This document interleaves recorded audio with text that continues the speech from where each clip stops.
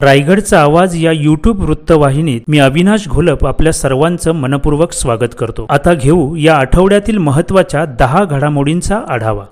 महाड येथील डॉक्टर बाबासाहेब आंबेडकर महाविद्यालयातील कुमारी युगंधरा मंदार गडकरी या विद्यार्थिनीची विभागीय नेमबाजी स्पर्धेसाठी निवड झाली आहे। 25 ऑगस्ट रोजी तालुका स्तरावर झालेल्या स्पर्धेतून युगंधरा हिने चमकदार कामगिरी करत हे यश मिळवले आहे। याबद्दल तिचे सर्व स्तरातून कौतुक होत आहे। महाड नगरपालिका शिक्षण मंडळाच्या शाळा क्रमांक 5 समोरील मैदान विकसित करण्यासाठी नगरविकास विभागाने वैशिष्ट्यपूर्ण योजनेतून तब्बल 1,70,00,000 रुपयांचा निधी मंजूर केला आहे।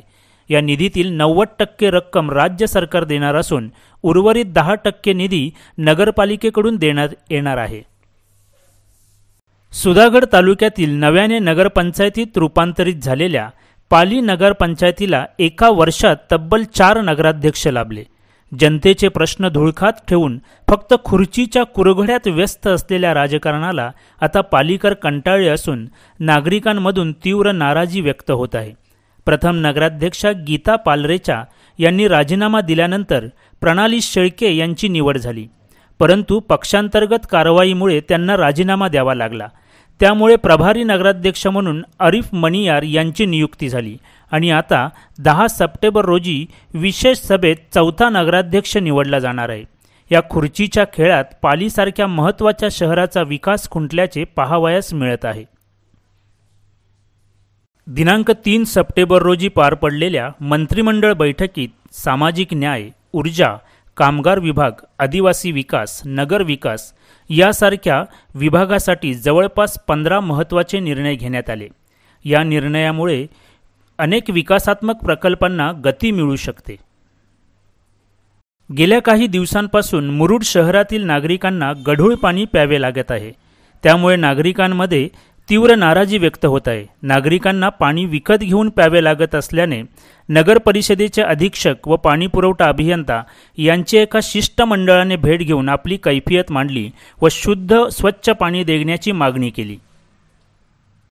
गणेशोत्सव संपताच कोकणवासियांचा परतीचा प्रवास सुरू झाला असून त्यासाठी राज्य परिवहन महामंडळाने जादा बसेसची व्यवस्था केली आहे।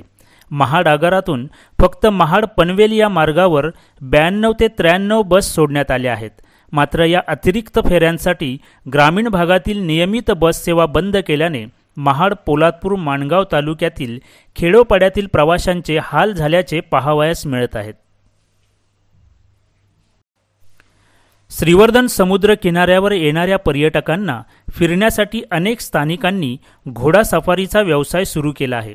मात्र या घोड्यांना रात्रीच्या वेळेस मोकाट सोडल्याने एका मोटारसायकल स्वाराचा अपघात होऊन गंभीर जखमी झाल्याने त्याला पुढील उपचारासाठी मुंबई येथे हलविण्यात आले आहे।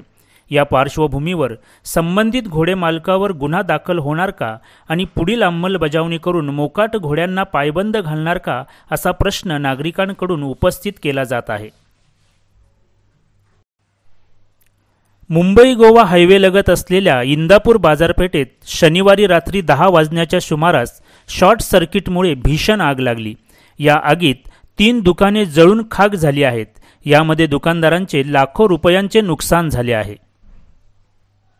महाराष्ट्र रेखाचित्र कर्मचारी संघटनेच्या कोकण विभागीय सचिवपदी महाड येथील अक्षरशिल्पचे संस्थापक श्री नरेंद्र महाडिक यांची नियुक्ती करण्यात आली आहे।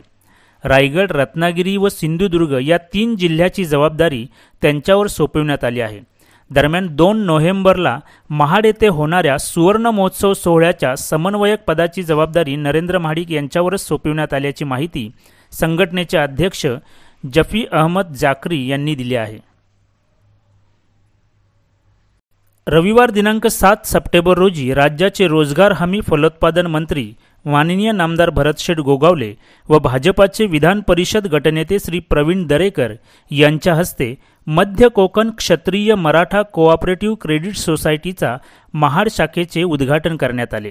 यावेळी अधिक चांगल्या ठेव योजना बँकेमार्फत ग्राहकांना पुरवण्यात येतील असा विश्वास संस्थेचे अध्यक्ष श्री राजेश येरुणकर यांनी दिला।